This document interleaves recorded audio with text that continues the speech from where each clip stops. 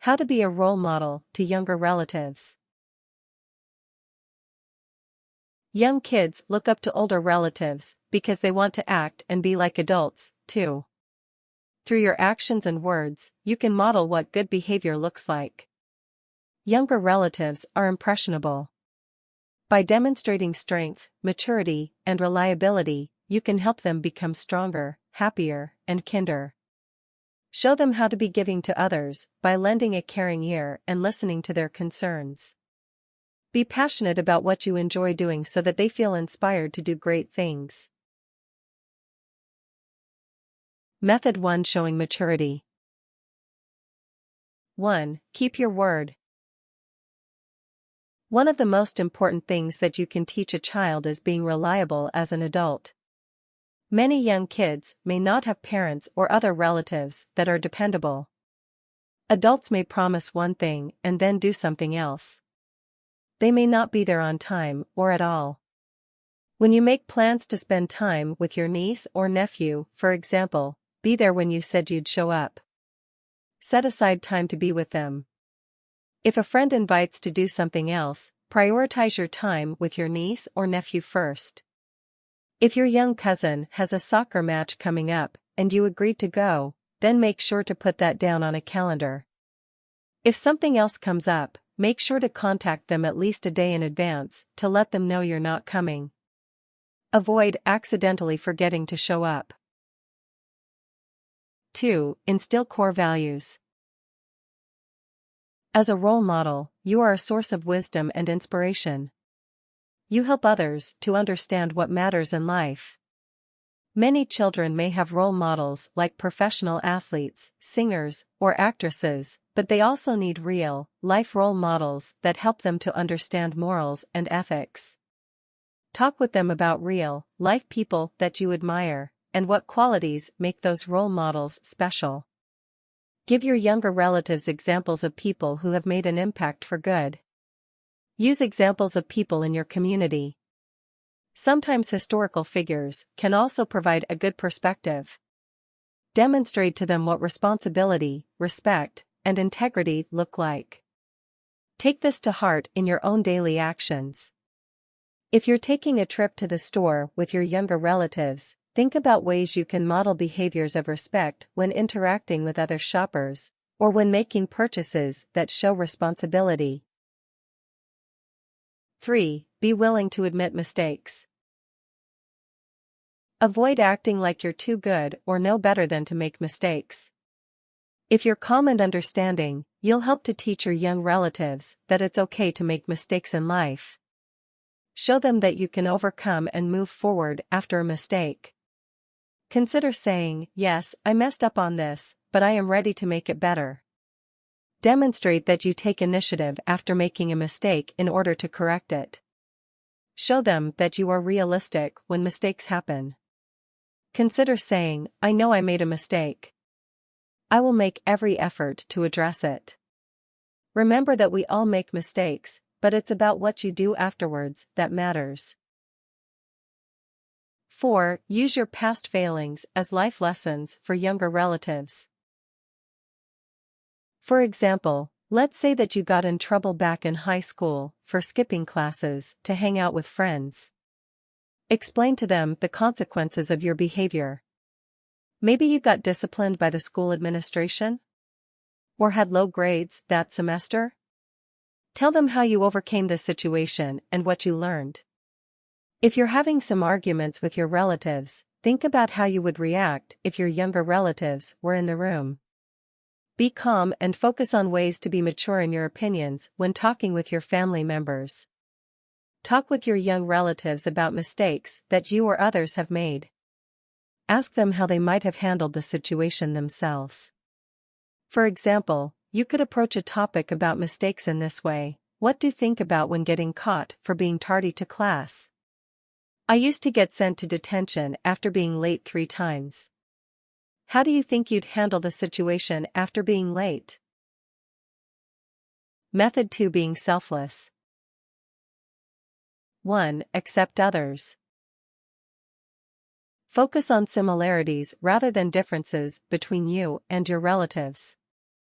Even if you don't have similar lifestyles or upbringing, there may be ways to connect them in a loving and accepting way. Give other people the benefit of the doubt, rather than assuming the worst. For example, let's say that your relatives watch certain TV shows or love certain video games. Maybe you have a different taste in things. Be willing to try these new things that they enjoy. Let them be the teacher about certain things they like. Consider asking them things like, "I see you like playing this video game. Tell me about some of the characters you like. What kinds of powers do they have?" Avoid being negative about certain activities just because they are kid-oriented.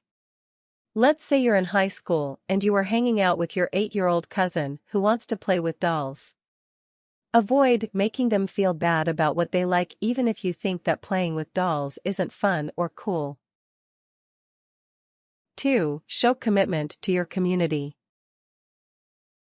If you've got someone on one time with your younger relatives, or maybe your baby, sitting them, consider taking them to different places other than just shops or play places. If you're active in your own community through small business, local government, or the creative arts, show them what you do. For example, let's say that you're an artist, and they are planning to show your art classes works at a local community center. Consider taking them to see the community center and the artwork. Explore local history with your younger relatives. Maybe there are old factories, stores, parks, or museums in your town that highlight what life was like many years ago. Help them to appreciate their community through history. Teach them to appreciate and respect others in their community. 3. Be an emotional support. Being a role model may also mean giving your support and undivided attention when you're available and able to do so. Some young kids may have difficulty coping with stressors at school or at work. Focus on what they need and talk about what's bothering them. Use active listening skills. Keep good eye contact. Provide validation if they're talking about something difficult for them. Consider saying, "It sounds like that's difficult," or "That's a tough situation." Provide reassurance that they have support through you and others. Open up about what you can do to help or what support you can offer. Consider saying, "I know you're going through a difficult time. Just know that I'm here for you. You can come to me if you need to talk about anything." Give hugs when they're hurting. Give high fives when they do something well. This helps to build their confidence. 4. Make them feel safe. Give young children a secure base where they can feel safe. If you're visiting your younger relatives, and their home life is chaotic, then find other places such as your home or safe public places that make them feel secure. And vice versa, if they are anxious when in public, find out ways to make them feel protected in those public spaces. With young children under 10, keep a watchful eye on where they are and what they're doing, particularly in public spaces. Don't let them wander too far without supervision. Avoid taking them to places that may involve vulgar behavior or make them feel uncomfortable. Don't have them watch movies or TV that is mature in its content, particularly if it is scary or violent. Method 3. Inspiring creativity. 1. Inspire others with what interests you. Role models help others to find their passions.